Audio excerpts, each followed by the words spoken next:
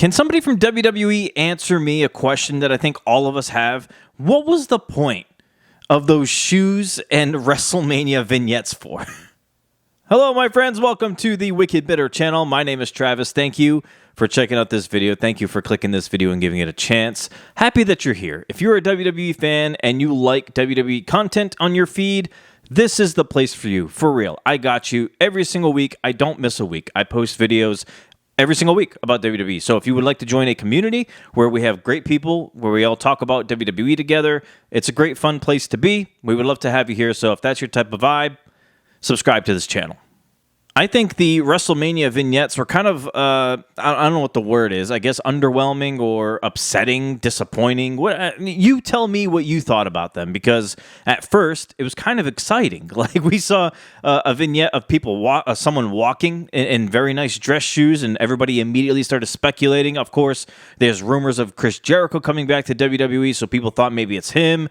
People thought it was Gunther. I thought it was Gunther at first. Then everybody started saying maybe it was Triple H or Roman Reigns. And like we're all trying to piece it all together. And then eventually they started releasing another video after another video of a different, I guess, shoe. Somebody in a different shoe walking. And then things started to get a little weird. It got strange once we saw boots that kind of reminded us of Brock Lesnar, because then we were like, okay, what is this really? We were all thinking that maybe it's a return from somebody or a debut, but then once we started piecing it all together, we were kind of like, what are they trying to tell us? A lot of people thought that Brock would join the Vision. So it ends up turning out that it is a promotional vignette / poster announcement for WrestleMania being in Las Vegas again, and to be honest with you, that sucked.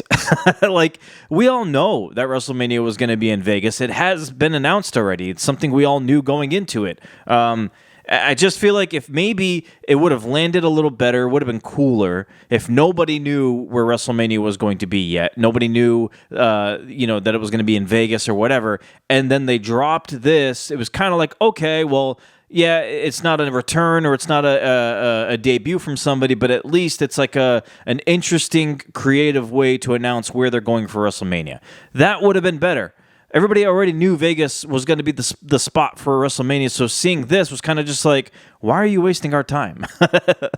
Another thing people have a problem with, which I don't really have a problem with, people are complaining that Triple H is in the vignettes or he's in the promotional poster for WrestleMania.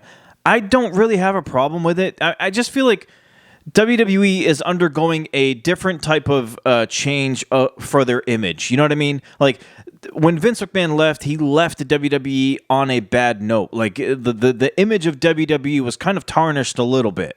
And honestly, WWE wrestling in general has been kind of a taboo thing in the world of sports. So WWE is trying everything they can to try to fit in while standing out in a professional sports type of environment. Like a lot of people have their own critiques, criticisms, complaints about wrestling in general, that I think WWE is trying to just wipe that all clean. You see them trying to go more mainstream nowadays than they ever have before. I mean, you look at it, they're trying to get as many hip-hop artists or celebrities at their shows, even in the ring. It's all over the place. And I think TKO and WWE are trying to have Triple H be the face of it, so that when people think of WWE, you think of Triple H's face, not as a performer in the ring, but as somebody who's driving the machine, even though there are different other people behind the scenes driving the machine.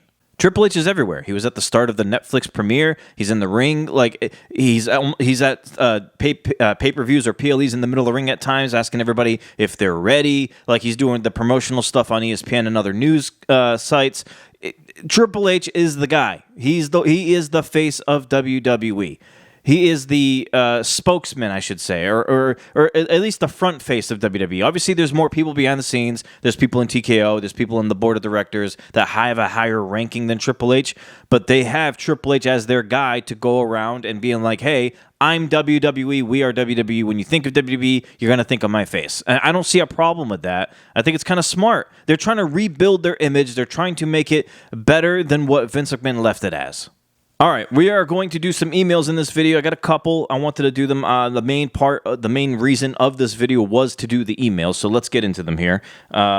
I appreciate everybody who reached out. I appreciate everybody who emails in. I really do. It really does mean a lot to me. The email videos are like my favorite thing I do here on this channel. So I thank you. If you want to get yours in, wickedbittermedia@gmail.com. Send in your email, and you can send it in whenever you want. You don't have to wait for me to ask or see if you guys would like to do it. Whenever you want to do it, send it in, and I will make a video and we'll talk about it. Okay, let's get into one here. This one is from Robert. I don't know if you want me to say your last name. I'll just say it's Robert. I think it's the first time you're reaching out here. I appreciate this.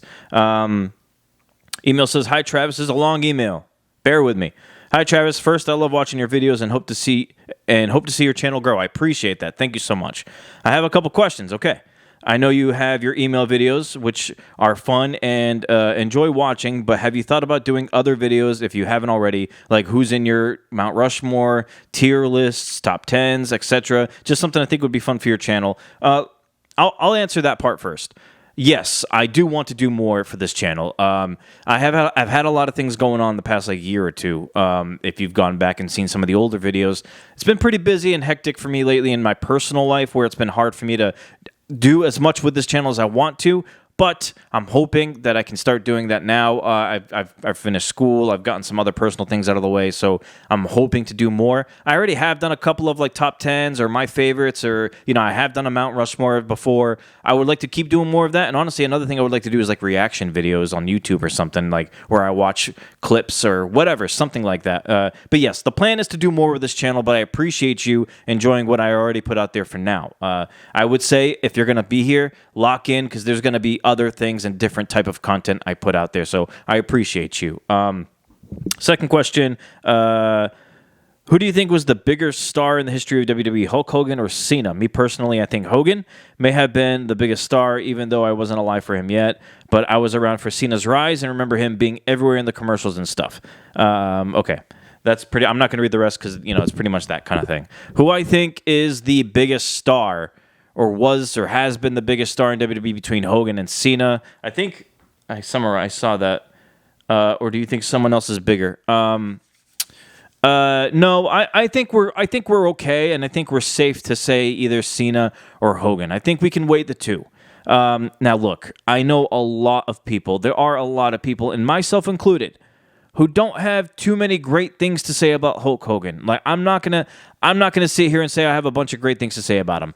Before anything about him came out, all the negative stories and things that he's done, before any of that came out, when I knew nothing about his personal life, I was already not even a Hulk Hogan fan. I didn't really care for him. And like you, Robert, I kind of came up in a generation after Hogan, or in Hogan's tail end of his career is kind of when I kind of started watching. I started watching in 97, 98. And by then, Hogan, it was around the Monday Night Wars, but Hogan had made his name basically, before that. So there was still a little bit left of Hogan after that, but he was never what he was back in the 80s and 90s and stuff like that. So I still was never really crazy about him.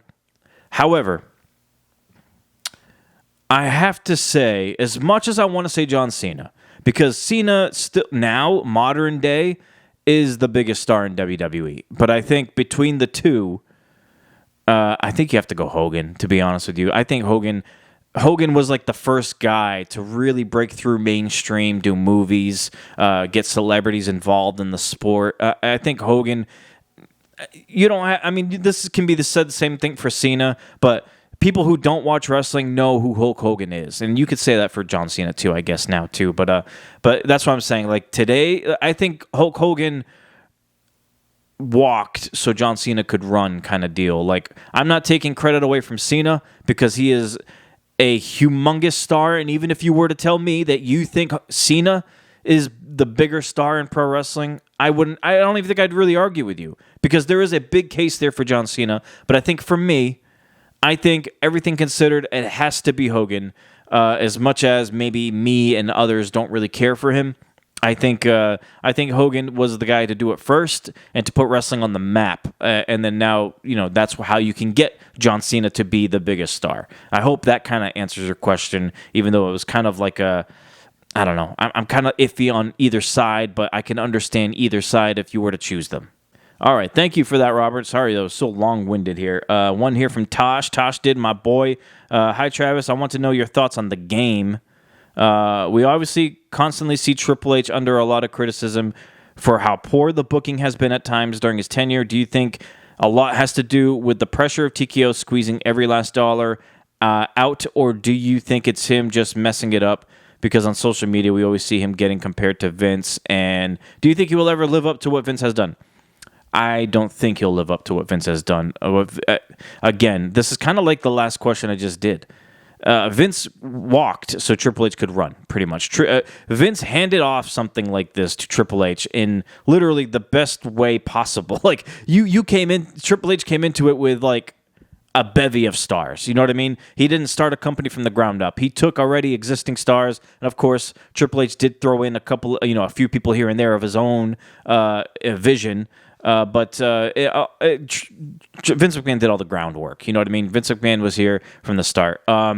However, to answer the actual question, I think a lot of it has to do with TKO, to be honest with you. And maybe not even them pressuring him to do things, but maybe them letting him, telling him what the goal is to, hey, we need to, bring up our numbers on ESPN's app because they're getting on us. We need to do better. So, of course, Triple H is going to have to rely on or call on prior bigger stars like Brock Lesnar. He's going to want Roman Reigns in there, Cody, John Cena, like all the normal people we've seen for a long time, CM Punk, where it makes it harder for Triple H to kind of experiment with new people as the top guys, top girls.